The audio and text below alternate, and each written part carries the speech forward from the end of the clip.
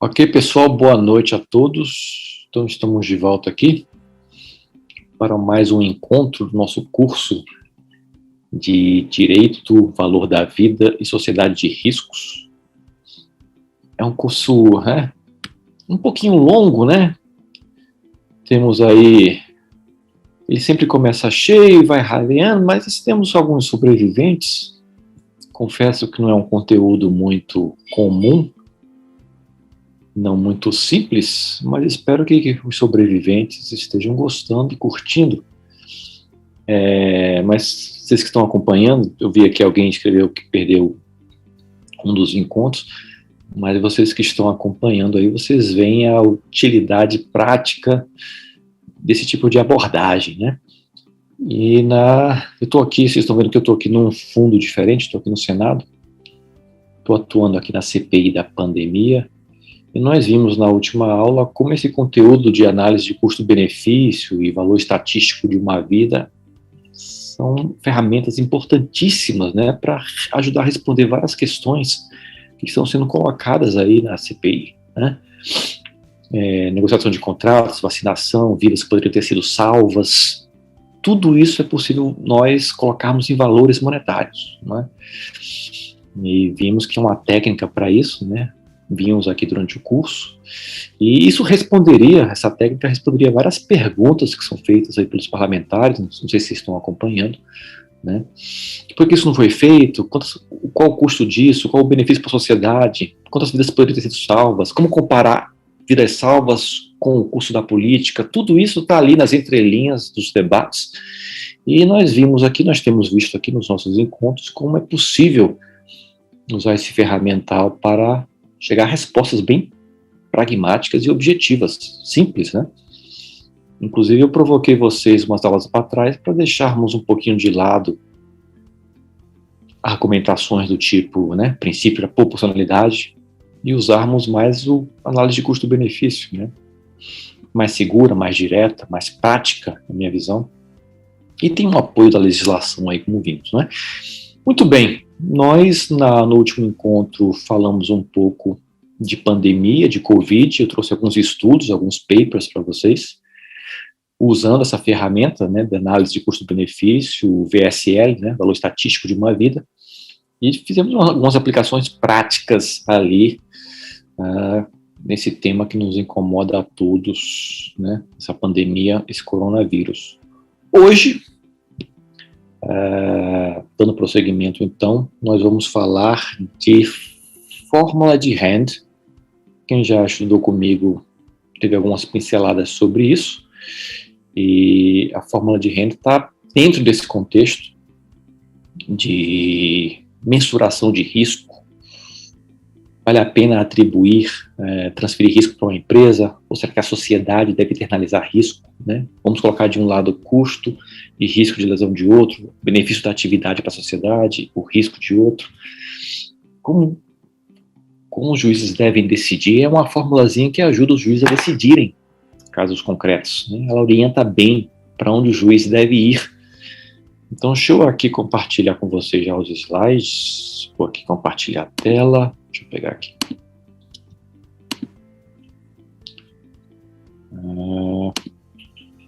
Muito bem. Estamos aqui, então, no nosso encontro 5.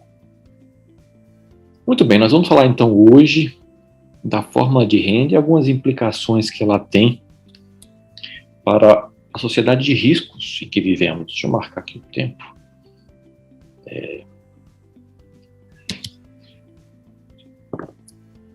Muito bem, essa fórmula surgiu já de um julgado em 1947, United States vs. Carroll Towing Company. Não sei se vocês conhecem esse julgado.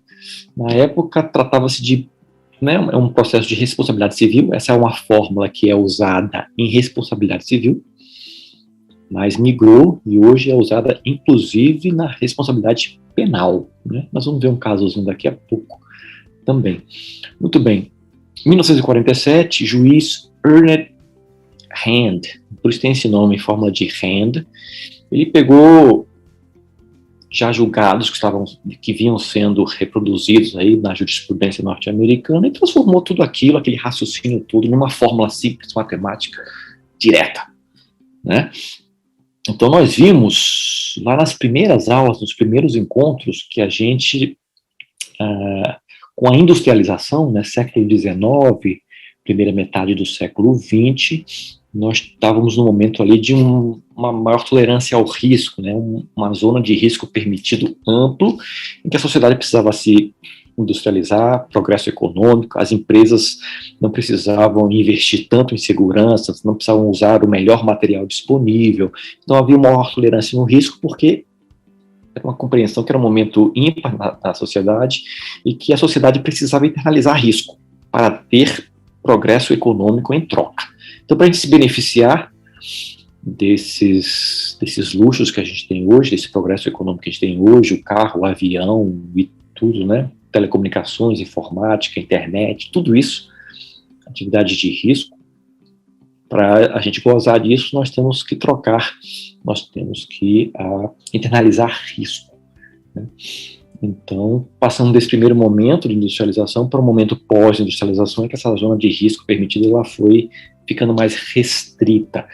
E no direito civil, responsabilidade civil, passamos de um paradigma de ordinary care, né, cuidado comum, em que os tribunais usavam a figura do homem médio, né, o homem que cuida de si, e ele é cauteloso, ele calcula o risco ao seu redor, ele não vai se exceder, né? Ele vai se comportar, ele vai evitar excessos. Então, essa ideia de ordinary care para uma ideia de due care, cuidado devido, né? Cuidado ordinário, comum, para uma ideia de um paradigma de cuidado devido. O que é esse cuidado devido, né? Nós citamos aqui uma decisão que marcou essa nova era do cuidado devido, aquele caso do garoto que estava brincando, um garotinho de 12 anos, estava brincando ali nos trilhos de um bonde, puxando um pedaço de cabo, e o cabo dele, que ele estava brincando, acabou se entrelaçando com o cabo do bonde, que estava escondido por debaixo da ponte, e acabou levando um choque, teve lesões ali, graves até, e os pais responsabilizaram a empresa de bonde. Mas o juiz concluiu, olha, né, ele olhou o risco de um lado e o custo da prevenção daquele risco do outro lado e não responsabilizou a empresa, porque o custo seria altíssimo, né? Os fios já estavam protegidos, os fios já estavam debaixo da ponte, a criança que passou arrastando um outro fio longo que acabou se tocando aquele fio, ou seja, o juiz concluiu, olha, não seria nem um pouco razoável impor esse custo aqui à empresa. Tudo que estava ali para ela fazer, ela fez. Imagina se a gente fosse impor esses custos de prevenção para tentar prever esse tipo de situação em todas as empresas. Quer dizer, a gente simplesmente, as empresas iam falir, iam fechar as portas, não iam oferecer o serviço que a gente quer. Nós queremos andar de bonde, nós queremos os trilhos, né? Então, nesse caso, o risco não foi transferido para o agente econômico, né? A sociedade internaliza nesse caso. Então, esse paradigma do due care, então os juízes começaram a ver o quê? O risco de lesão de um lado e contrapô-lo ao custo de prevenção daquele risco. O risco de lesão de um lado e o benefício que aquela atividade daquela empresa proporciona à sociedade. Então, quando esse custo for muito alto, o benefício da empresa for alto também em relação ao risco de lesão, então a sociedade deve internalizar o risco. Deve internalizar o risco, né? Não deve ser transferido para o agente econômico, para a empresa. Muito bem, a fórmula de renda, então, esse raciocínio todinho é resumido em uma formulazinha matemática, que é essa daqui, que está aqui na tela, que vocês estão vendo aqui. B igual a PL, B, burden, prevenção, é igual a probabilidade de um acidente ocorrer, P, probabilidade de ocorrer, e L multiplicado pela magnitude do dano, L loss, né? Eu coloquei aqui para vocês P, a probabilidade de que um acidente ocorra, a magnitude do L loss, do dano resultante, se ocorrer algum acidente, e B, o burden, precaução, né? O custo das precauções, né? Então aquilo que deve ser investido em segurança para evitar o evento e evitar o dano, né? Então temos aí de um lado prevenção, do outro lado o PL, que é o dano esperado, né? É o dano controlado pela sua probabilidade de ocorrência. Se for concluído que o agente poderia ter prevenido o dano a um custo mais baixo, ele é responsabilizado. Ou seja, se B é menor do que PL, responsabilização civil. Se B é maior do que PL, não há responsabilização civil. Então, nesse exemplo que eu dei para vocês do bonde, do garotinho, do bonde, o juiz concluiu que B era maior do que PL. Na verdade, ali ele nem usou essa forma, né? Estamos aqui aplicando ela para trás. Então, esse é o raciocínio simples, né? Bem simples. Isso ajuda a resolver muitos casos, né? É um raciocínio que é usado muito nos Estados Unidos e aqui no Brasil chegamos a usar na CPI da queda da barragem de Brumadinho, né?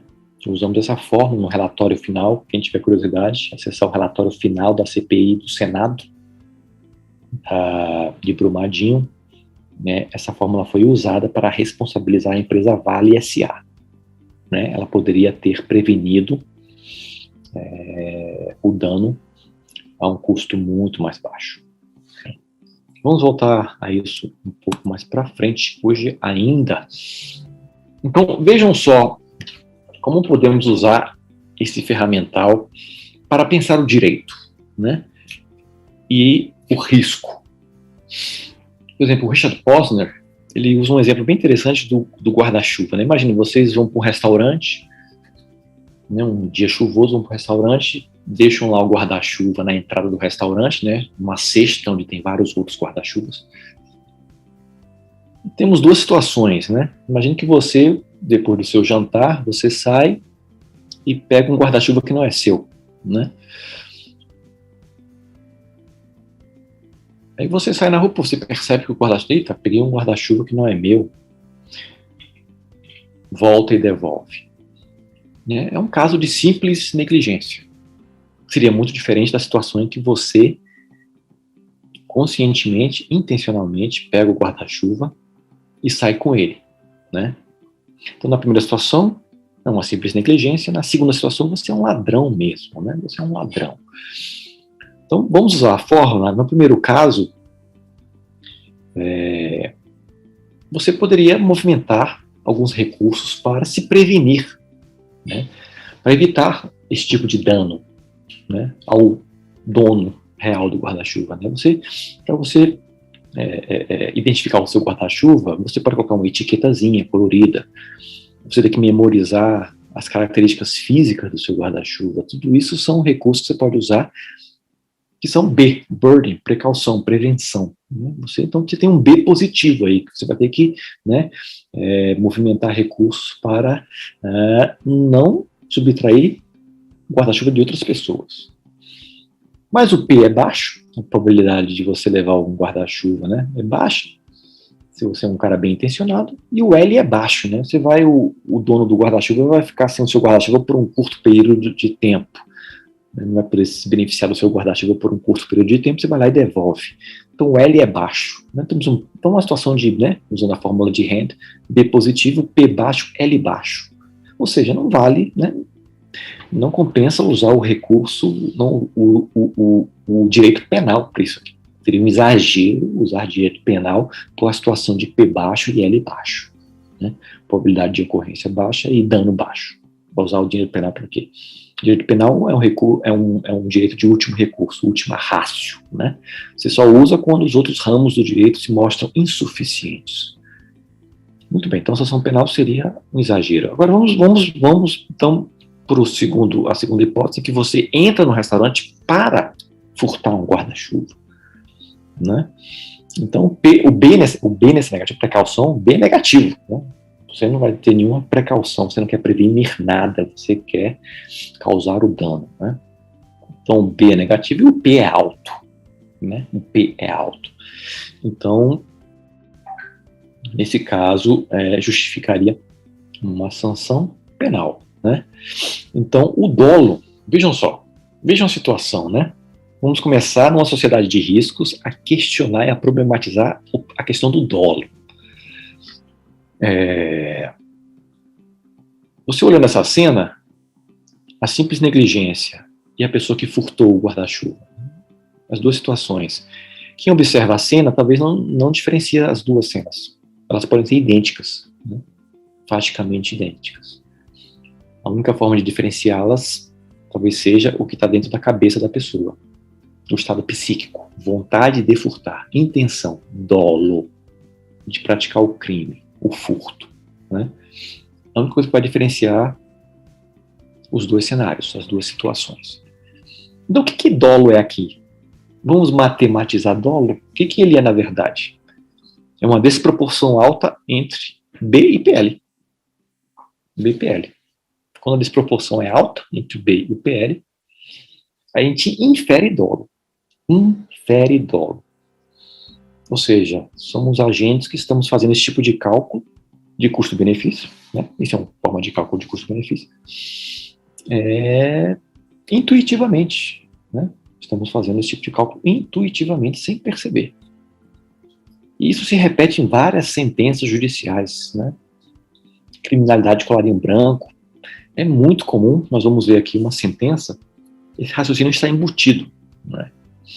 Então, o dolo, nós podemos ver o dolo do direito penal como uma desproporção alta entre B e PL, né?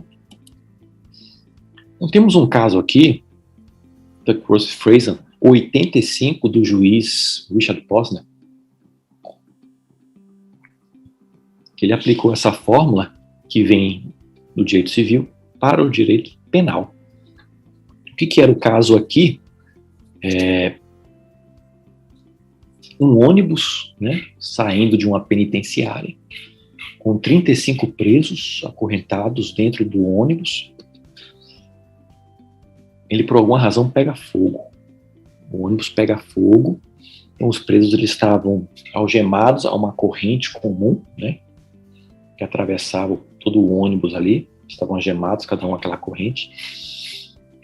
E veio o fogo, os presos começaram a ficar, né, loucos, começaram a tentar tirar a algema. Um dos presos conseguiu se soltar, mas foi prontamente contido por um dos guardas, né? O ônibus parou, um preso tentou sair, não conseguiu, porque o guarda não deixou. Outros presos se amontoaram ali, estavam tentando sair, os guardas estavam ali segurando. Colocaram máscaras, os guardas começaram a colocar máscaras e tal, e começaram a retirar aos poucos os presos. Demorou um pouco ali a ação. Resultado final foi uma morte, um preso morreu, e vários outros com problemas pulmonares graves. Então, esses presos entraram com uma ação contra a penitenciária por tratamento cruel. Tratamento cruel. Então, é esse caso aqui, né?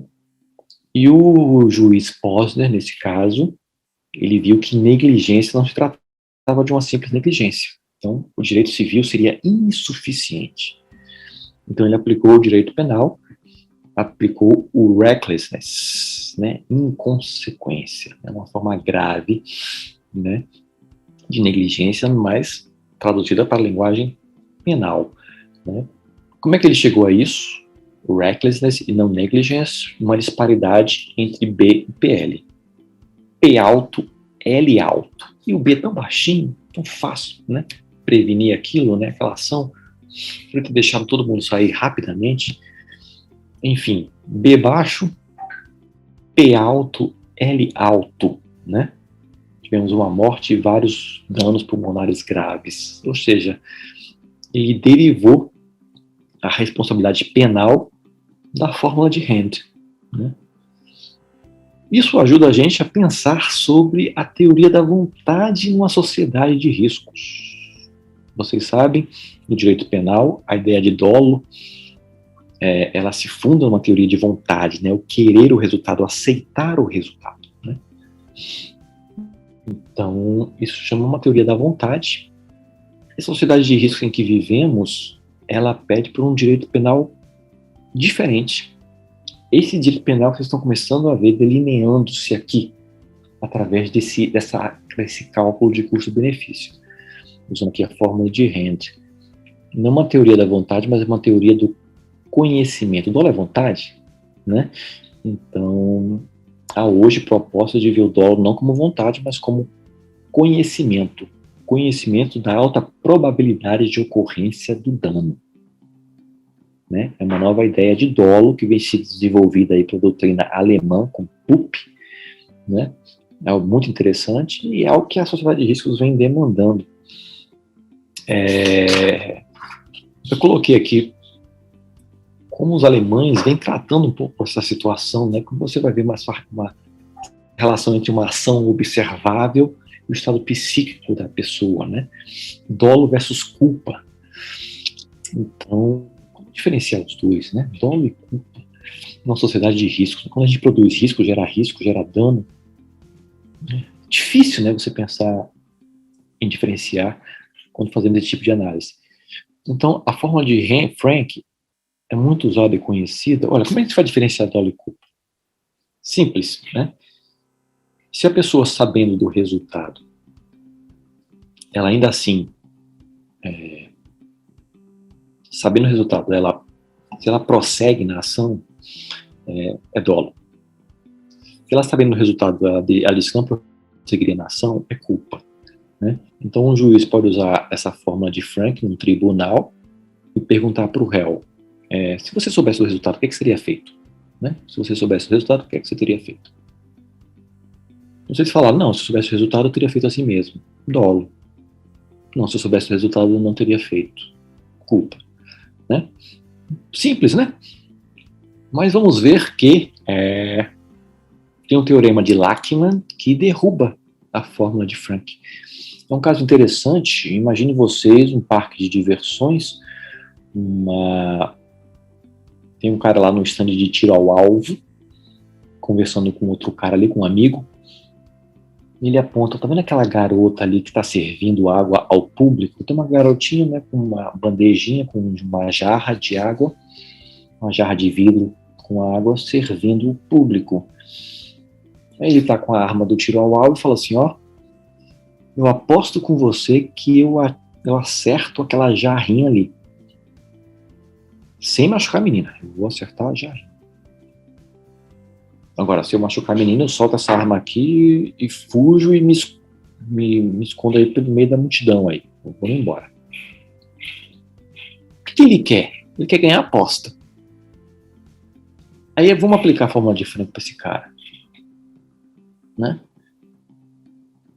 Então, se você soubesse do resultado que você teria feito. Falou, não teria feito.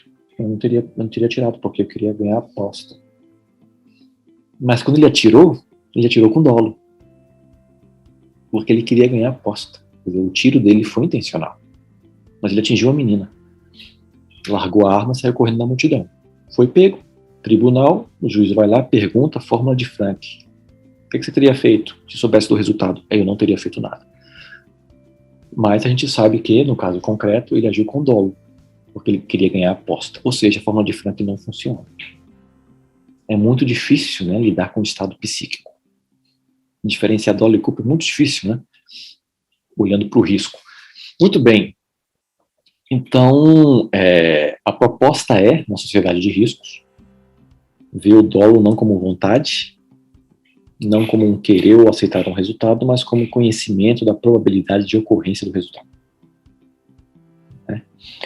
E esse conhecimento, obviamente, ele tem que ser atribuído. Como é que você vai provar o que está na cabeça da pessoa? Né? Você não pode concebê-lo de forma natural, ontológica. Né? Você tem que normatizar o dolo. Assim como a gente faz com a culpa, a gente chega na culpa, a culpa é normatizada, né? Negligência, imperícia, imprudência. O dolo, a mesma coisa. Né? Então, o conhecimento tem que ser inferido. Como é que a gente faz isso? Como é que a gente tem feito isso? A teoria do dever, né? Então, essa figura que a gente tem no Código Penal do artigo 13, parágrafo 2º, a omissão relevante, né? Se você gera o risco, você se compromete a minimizar os seus efeitos, né? se a sua omissão for penalmente relevante, você pode ser responsabilizado. Teoria do dever. Então não interessa mais se você sabe, se você não sabe. O que interessa é, deveria saber. Então é o que a sociedade de riscos tem demandado do direito penal. Deveria saber. Então o dolo ele é imputado objetivamente ao agente, né? Então, sociedade de riscos, vocês estão vendo aí, normatização do dolo. Então, qual é a proposta desse novo direito penal que surge aí de meados do século XX para cá? Culpa e dolo estão num contínuo, uma mesma linha, saímos da culpa para ir para o dolo. Né? O dolo seria uma forma mais grave de culpa, né? Um contínuo, saímos de um para o outro. O dolo é conhecimento e não é vontade. Nessa ideia, a bipartição do dolo não tem sentido. Dolo simples, dolo eventual. Não tem sentido. Perde o sentido, né? Você dividir, se classificar dessa forma. E cabe ao direito, e não ao agente, decidir sobre a relevância do conhecimento do perigo, né? Então, o direito ele imputa objetivamente a responsabilidade ao agente. O direito imputa. Você não tem que tirar aquilo da cabeça do agente. O direito vai lá e imputa, de forma normativa. Então, esse aí é o novo direito penal da sociedade de riscos, nascendo dessa análise de custo-benefício, né, e desses usos que estão sendo feitos aí, como vimos aqui, fórmula de Henry, né? Vamos seguir adiante. Aqui um exemplo prático do que eu estou dizendo, aqui de uma sentença da Lava Jato, da 13ª Vara Federal de Curitiba, né? Do caso Odebrecht, Lava Jato. Peguei um trechinho aqui da sentença, para vocês verem, olha como o raciocínio está sendo articulado, né? Um comportamento adotado pela Odebrecht por seu presidente, Marcelo Baía Odebrecht, não é consistente com o que seria esperado da empresa e de executivo que de fato não tivessem responsabilidade pelas contas secretas no exterior e com pagamento através delas de propina. O comportamento esperado seria, vejam que eu grifei aqui, o comportamento esperado seria o de reconhecer a falta e identificar dentro da corporação os executivos individualmente responsáveis por comprometer o nome e a reputação da empresa. O comportamento esperado seria... Continua aqui, num outro parágrafo. Acima disso, o argumento também é válido para outros executivos. Era diretor do setor da Odebrecht, diretamente responsável pelos contratos com a Petrobras, na razão da denúncia, que está falando aqui já de outra pessoa, né? No primeiro parágrafo do Marcelo Odebrecht, agora falando de um diretor. Ele era responsável pelos contratos com a Petrobras e pela interlocução com os agentes da Petrobras corrompidos. E é impossível que a Odebrecht tivesse pago sistematicamente milhões de dólares em decorrência desses mesmos contratos aos agentes da Petrobras, que eram os seus interlocutores, sem o seu conhecimento e participação. É impossível que isso tivesse acontecido sem o seu conhecimento e participação desse diretor. O que está acontecendo aqui? O conhecimento está sendo o quê? Inferido. Vejam, dolo é conhecimento, não é vontade, e ele está sendo inferido através de uma teoria do dever. O que ele está dizendo aqui? Diretor, você deveria saber. Pronto. Omissão relevante, responsabilização penal. Ou seja, o que essa sentença está fazendo? O que está fazendo aqui? Uma análise de custo-benefício em que se infere conhecimento e propósito da diferença perigosa entre B e PL. Omissão relevante, precaução, né? Podia ter prevenido. Cadê o regime de compliance dessa empresa? Né? B baixo, PL alto.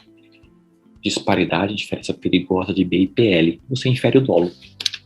Você infere o dolo e responsabiliza penalmente. Essa é a grande revolução no direito penal da sociedade de riscos, né? De você olhar para o risco, né? Você gerar o risco proibido. Com a sua conduta, você gera o risco proibido, você quebra expectativas sociais, quebra um dever que lhe foi imposto. Está no seu cargo, a sociedade exige, espera de você um certo tipo de comportamento. Então, quebra de expectativas sociais, quebra de dever, produção de risco proibido. Né?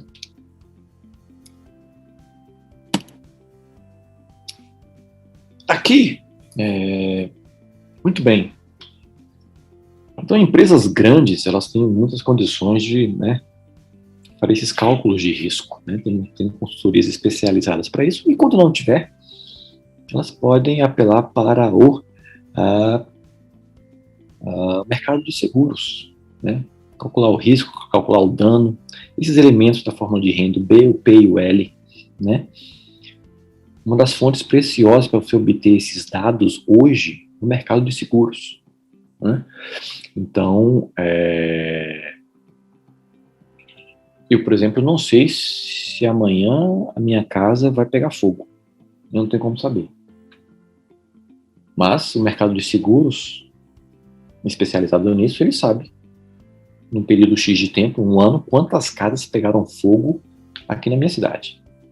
Né? A lei dos grandes números. Né? A lei dos grandes números, né? Você consegue calcular para frente, né? Estimar para o ano que vem. Com base no que aconteceu no passado, você estima, você projeta para o ano que vem. É assim que o setor de seguros ele opera no mercado, né? E vai atribuir prêmio para o seguro. As empresas não querem falir, né? Então tem uma estimativa ali dos eventos e do preço que será cobrado, né? Então o setor de seguros ele é uma ferramenta hoje bem valiosa para você obter B, P e L, né? Então aqui o que eu coloquei aqui no gráfico prêmios de seguro, né? De um paper. O objetivo aqui é vamos tentar matematizar dolo e culpa, uma proposta, né? Uma proposta como a gente pode operar, tornar essa diferenciação entre dolo e culpa mais objetiva, mais clara, mais matemática, mais transparente, né? Então aqui, vejam aqui nessa tabelinha, que unidades de cuidado, aqui nessa primeira coluna. Então, uma unidade de cuidado, né? Temos aqui um B 40, vamos dizer que seja reais isso aqui, o prêmio do seguro 120, e o B e L, aqui, ó, PL aqui, 120, né? Então, no evento X, tem a probabilidade versus o L, calculado aí pelo seguro, é 120, o custo de prevenção seria 40. Então, tem uma diferença grande aqui, né? Se você causar esse dano, né, você vai ser responsabilizado. Olha só, você poderia ter prevenido, ele é um custo bem mais baixo, né? Você poderia ter gastado 40 para prevenir, né? Poderia ter investido 40 em segurança, e você vai causar um prejuízo de 120, né? Um dano esperado de 120, né?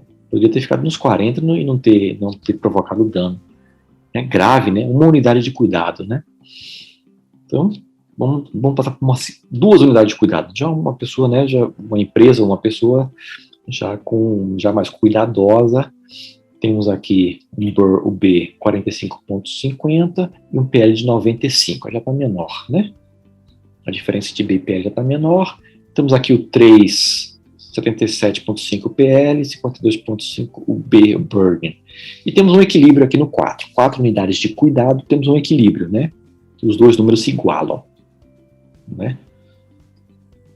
Os dois números se igualam, temos um equilíbrio. E daqui para frente, não vale a pena mais investir em segurança. Veja aqui que o burden está bem mais alto do que o PL. Então, se uma empresa for agir de forma racional, é melhor ela deixar acontecer e pagar a indenização. É o PL. Mais barato do que gastar com prevenção, que é mais caro aqui. Então, as empresas fazem isso. O cálculo de custo-benefício que as empresas fazem, nós vimos lá na primeira aula, segunda aula, não me recordo bem, do caso do Ford Pinto, né, que pegou fogo no tanque de combustível, e a empresa A Ford fez um cálculo de custo-benefício e concluiu que não valia a pena consertar o desenho do tanque. Por isso que ela não consertou. Era melhor deixar os sinistros acontecerem e pagar as indenizações. Então era mais eficiente fazer isso, né? Era racionalmente, o que era a decisão mais racional. Muito bem. E por que eu estou mostrando isso aqui para vocês?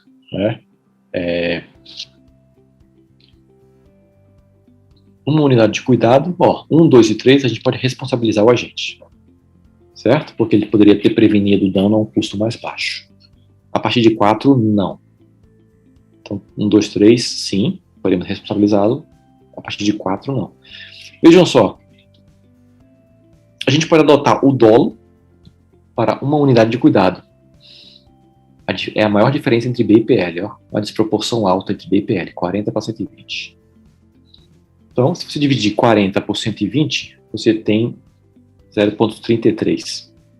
Aqui embaixo, se você dividir esse por esse, você tem 0,47, dividir esse por esse, 0,67. Ou seja, quanto mais longe de 1, maior a reprovação, né?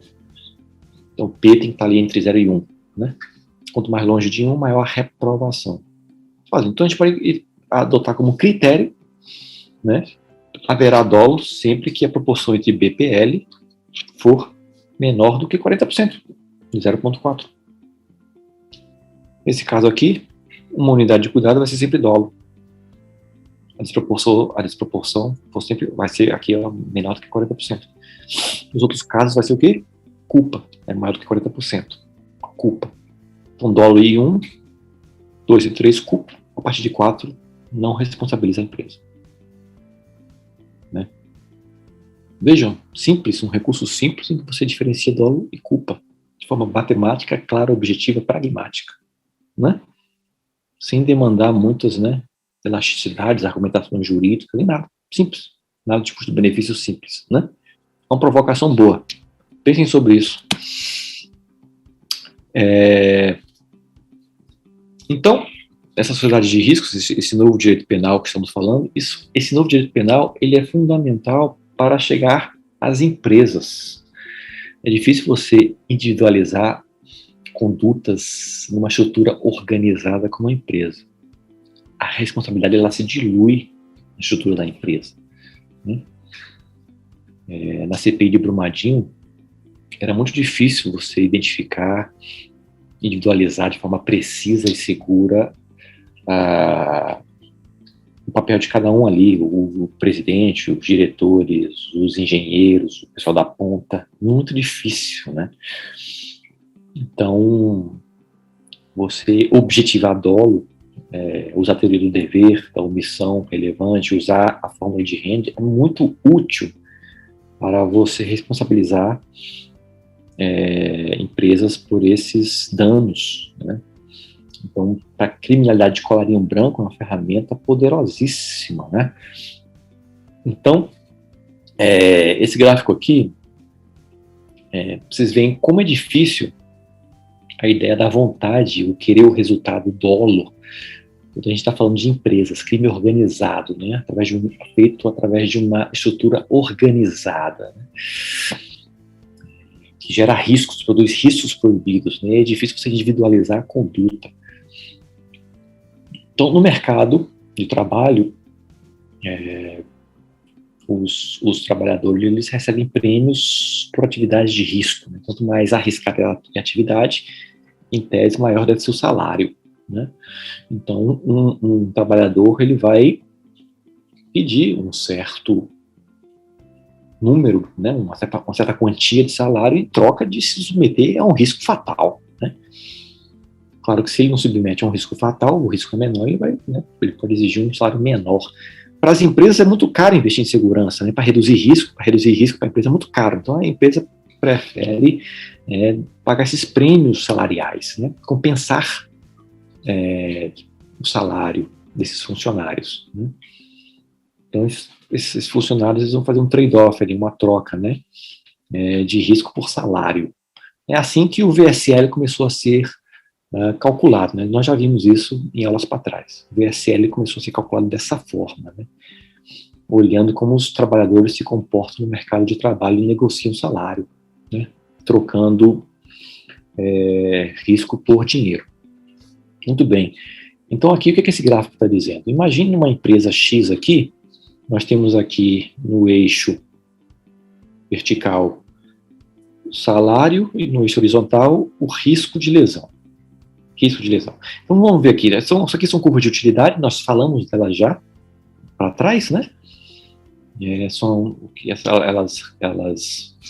Elas embutem, a informação delas é a preferência do trabalhador, né? Curva de utilidade, né? Como ele está trocando ali salário por risco, né? O que reflete as suas preferências pessoais. Então aqui, por exemplo, se a gente olhar esse trabalhador A, aqui, o A, ele recebe um salário WAX em troca de um risco RAX. Então, ele negociou, então, para se submeter, para se sujeitar a esse risco RAX, ele ganhou um salário WAX. Esse B aqui, ó, esse trabalhador B2 aqui, nessa situação aqui, olha só, ele recebe um salário bem mais alto, BY, mas para se submeter a um risco bem mais alto, né? RBY aqui, ó. Né? Agora vamos supor por hipótese que o Estado, né, defina por lei que o risco tolerável é o RAX. E o risco RBY é mais tolerável. Então, empresa, você tem que o máximo de risco que você pode impor, pode gerar esse RAX aqui, né?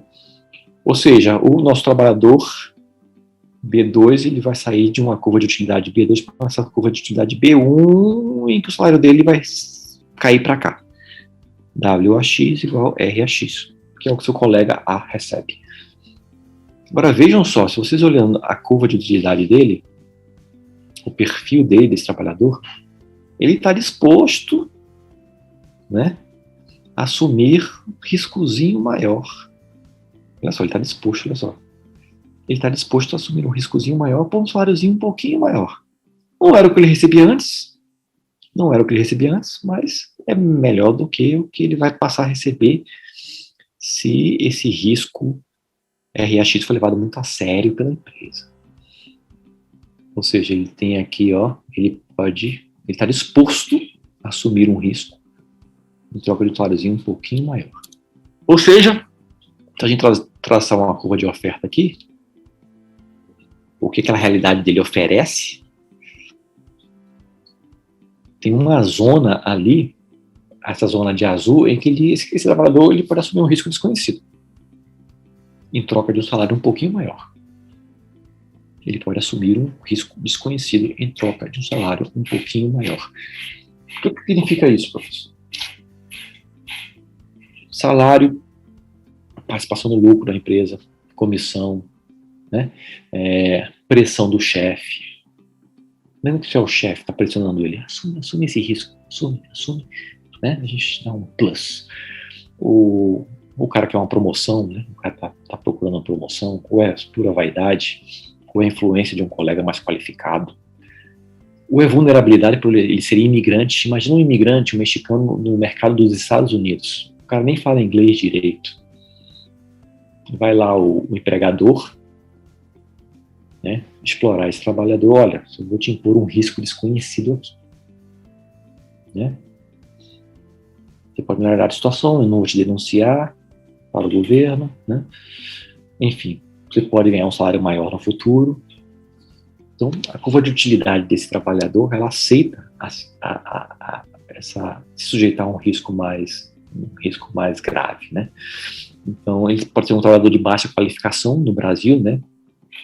Trabalhadores de baixa qualificação, pobreza, levam as pessoas a aceitarem qualquer tipo de negociação com seu empregador, né?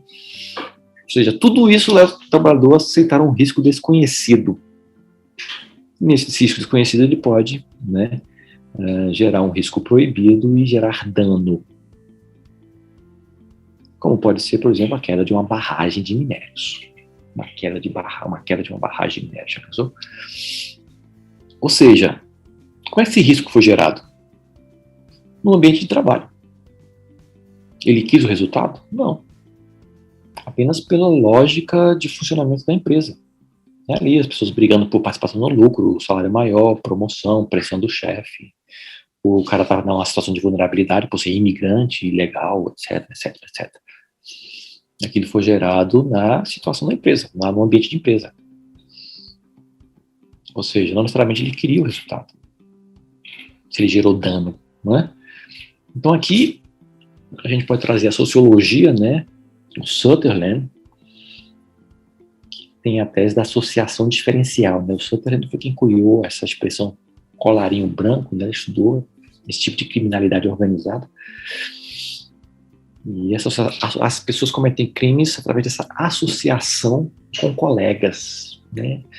Então, são pessoas ali que estão ali no mesmo ambiente, nas mesmas funções, e que definem aquela forma de comportamento da mesma forma, do mesmo tipo, né? Definem aquele tipo de comportamento da mesma forma, né? De forma favorável, né? Então, não necessariamente a pessoa quer cometer um crime, não necessariamente ela quer gerar um dano, ela simplesmente tem uma alta tolerância ao risco. Às vezes é só isso, ela só tem uma alta tolerância ao risco, está na sua curva de utilidade. Né? Preferência pessoal. Às vezes ela é só isso, ela tem uma alta tolerância ao risco.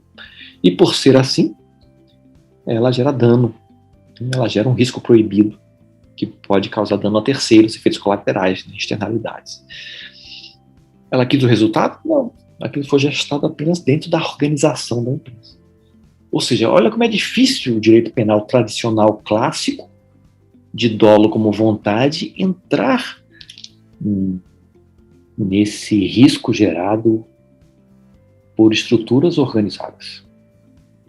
Por isso que essa ideia de usar a fórmula de Rand é muito útil, né? Você matematizar dolo, matematizar a culpa, né? Você cria um esquema de responsabilização mais claro, direto, mais seguro, mais simples, né? É uma sociedade de riscos demanda. Então, tudo isso pode gerar uma falha de mercado, né? A situação do imigrante, pensa na situação do imigrante, né? Ele não consegue nem antever o risco, né? Ele está assumindo um risco desconhecido, né? Uma falha de mercado, já falamos disso, né? E o que também é uma falha de regulação. O Estado tem que estar de olho nisso. Então, como tem uma falha de mercado, quer dizer, a pessoa não consegue acessar o risco de forma ótima, eficiente, ela não está bem informada, ela vai aceitar um risco desconhecido no seu trabalho, isso significa um custo de transação alto. Quando temos custos de transações altos, o ponto ótimo não vem da liberdade dos agentes, vem com a lei. Então, nós vimos isso na segunda aula, eu acho, teorema de Coase. O teorema de Coase é fundamental, né? Recuperem ele lá atrás, nós já falamos dele. Né? Então, o direito é importante, que o direito vem para tentar ajustar esse mercado. Tem uma falha de mercado aí, vocês viram aqui. Tem uma falha, o direito vem para ajustar. Então, o VSL, voltamos a ele, valor estatístico de uma vida, ele tem um efeito dissuasório. Ele sendo usado, ele tem um efeito dissuasório sobre as empresas. Né? Nos Estados Unidos, usa-se o valor entre 9 e 11 milhões de dólares. Aqui no Brasil, usamos um paper aqui, de alguns pesquisadores do Rio Grande do Sul, nosso VSL aqui no Brasil, usando o mercado de trabalho, 3,9 milhões. Então, é uma referência importante para você criar dissuasão às empresas para elas investirem em segurança, reduzirem risco, gerarem produtos mais seguros, ambientes de trabalho mais seguros. Né? Então, vamos usar a fórmula de Rand. Já estamos caminhando para o final. Uma sanção punitiva no tribunal. Quanto? Então, vamos usar a fórmula de Rand, P igual a PL. Né? Lembra lá da matemática que vocês aprenderam lá na escola? A gente passa o P lá para baixo, L igual B sobre P. Né? Então, o L é o que a gente quer, o dano. Né? Como a gente vai punir? Como a gente vai mensurar qual a referência que a gente vai ter para atribuir uma sanção punitiva à empresa? Então, como vocês estão vendo aqui, ó, probabilidade de ocorrer, o burden e a sanção. Como vocês estão vendo aqui, se a probabilidade de pegar a empresa ela é baixa, empresa grande, complexa, Se a probabilidade de pegar a empresa ela é baixa, para compensar, a sanção tem que ser maior, né? Para você ganhar, você atribuir o mesmo valor de B, né? Se o Pzinho é baixo, né? Baixo, você tem que compensar com um L mais alto, né? A severidade da punição tem que ser mais alta, né? Então a gente pode botar simplesmente o VSL no lugar do B, como referência, o VSL, o valor da vida, no lugar do B, né? Então isso se torna uma referência para os tribunais, né? Se a probabilidade de pegar uma empresa é de 100%, então o L pode ser baixo, né? Então o L é o VSL, né? Ele se torna aqui, o L se torna o VSL, né? Se é 100%, o P é 1, né? Se é 100%, o P é 1, L é igual ao VSL. Então, pula a empresa no valor do VSL. No caso do Brasil, 3,9 milhões. Se a probabilidade é de 50%, esse aí você vai botar 0,5 aqui, né? Então, o L é 2 vezes o VSL. A probabilidade é menor, a sanção tem que ser maior, né? Vimos ali. Se a probabilidade é de 10%, 10 vezes o VSL. Então, se torna uma referência para os tribunais aplicarem sanções punitivas para as empresas. Então, o Viscosi, esse autor, é um dos principais nomes desses estudos sobre VSL e sociedade de riscos.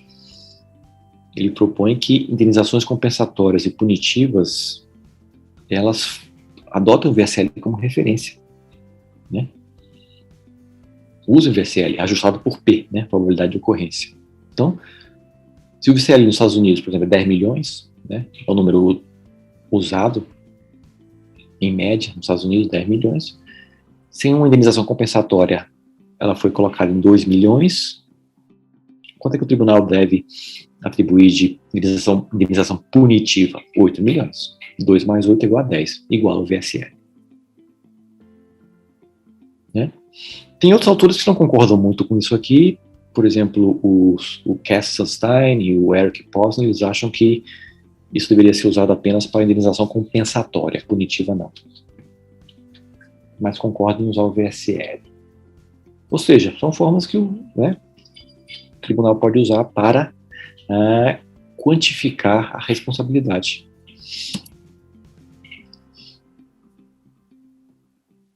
E aqui, ali é para obter o L, né? Aquela forma para obter o L, e aqui temos uma forma para você obter o B, né? A prevenção, o benefício, né? Então aqui você tem que colocar a probabilidade de ocorrência do dano multiplicado pela população sujeita àquele risco, né? A probabilidade do risco, a população sujeita àquele risco multiplicado pelo VSL. Então você vai ver o benefício que vai estar em jogo em salvar vidas. B, o benefício que vai estar em jogo para salvar vidas, né? Então, se a gente usar aqui a Vale, a barragem de Brumadinho, B1, o rompimento da barragem, a probabilidade de rompimento era de 0,01%, né? Versus 40 mil pessoas, que era a população que estava ali embaixo da barragem, vivendo ali em Brumadinho, na cidade. 40 mil população sujeita ao risco. Se multiplicar pelo VSL, que é 3,9 milhões, temos aqui 1,5 bilhões de benefícios para a sociedade se a empresa investisse em segurança para impedir que esse risco se transformasse em dano, né? Então, é uma referência para o tribunal dizer, olha, empresa, você tem que investir isso aqui, 1,5 bilhões, em segurança para evitar o dano. Você considerar a população que está ali sob risco, né? Usamos aqui, então, é uma outra forma de você usar a fórmula de Henry, né? Você obtém B. No slide anterior, obtemos o L, aqui o B, né? Então, aqui é só uma curiosidade de alguns gráficos que foram usados lá na CPI de Brumadinho, da queda da barragem. Os riscos são calculáveis, né? Eu coloquei para vocês na fórmula o risco ali, né, 0,01. Isso aqui é uma curva de risco do Whitman, que era usado pela Vale, né? Tem vários tipos, tem vários tipos de riscos aqui, né? Vários tipos de risco. Vamos nos concentrar aqui, dams, barragens, né? Temos aqui a probabilidade de ocorrência ideal, teria que se situar aqui nesse patamar, uma ocorrência a cada 10 mil anos, né? E com uma perda aqui de entre 10 e 100 vidas, né? Olha só, temos aqui, ó, perda entre 10 e 100 vidas, o risco tolerável é esse aqui, né? A barragem B1 de Brumadinho, aquela que rompeu, aqui um gráfico de probabilidade versus potencial de perda de vidas, olha aqui, ela está aqui, ó, B1, aqui, ó, 1. Ela foi situada aqui, potencial de perda de vidas, entre 100 vidas e 1000 vidas vão ser perdidas se ela rompesse. E acertaram, realmente o intervalo ficou nisso aí, né? Foram 260 vidas perdidas. E tá aqui, ó, nessa zona de risco aqui, ó. A zona de risco aqui, tá B1. Entre 100 e 1000 vidas está aqui. Aqui é usado, isso aqui é uma outra curva de tolerância ao risco usada pelas Forças Armadas dos Estados Unidos. Aqui, ó, aquela zona de risco está aqui, ó, entre 100 e 1000 vidas. Se a gente colocar aqui, cruzar aqui para cá, olha só, uma zona de risco inaceitável. Ó, zona de risco inaceitável. De 100 a 1000 vidas, zona de risco inaceitável. Então, a B1 estava numa zona intolerável de risco e era necessário reduzir o risco para uma zona de risco tolerável. Todos esses gráficos foram trabalhados na CPI e com base nele nós calculamos B e PL. A própria Vale também já fazia seus cálculos, né? Já mostrei essa fórmula para vocês aqui. Ela tinha uma análise de risco monetizado. Lá no decreto do governo, o 10.411, que nós falamos, análise de impacto regulatório, né? Uma das modalidades de análise de custo-benefício é essa análise de risco, que a Vale fazia, né? Então, R é o risco, P, probabilidade de ruptura da barragem, e as consequências, que é o dano. Nada mais é do que isso aqui, o quê? A fórmula de renda. Nada mais é do que a fórmula de renda. Então, a Vale calculava o seu risco, né? Dava um valor monetário a ele através dessa fórmula. Né? Já olhamos isso aqui. O pior cenário que eles trabalhavam é de perda de 214 vidas. Eles calcularam o valor da vida humana em 2,6 milhões. Nós já vimos esse gráfico aqui. O custo total era, no pior cenário, um desembolso de 1,89 bilhões de reais. Né?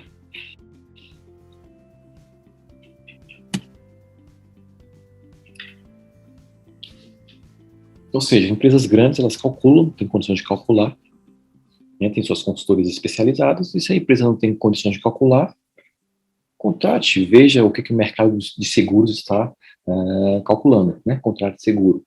Né. E podemos usar a fórmula de Rennes também para exposição repetida ao risco. Veja que interessante, exposição repetida ao risco. Às vezes o risco é tão pequenininho, a gente acha que cada incremento ali é tão pequenininho, vamos submeter um pouquinho mais. Então, o risco é tão pequenininho, vamos submeter um pouquinho mais. O problema é que essa soma tende a 100%. Né? Então, tende a tragédia. Então, você pode, por exemplo, no caso da barragem, uma hipótese aqui que eu coloquei aqui, 0,01% de rompimento sem chuvas. E uma probabilidade de rompimento 0,1 com chuvas.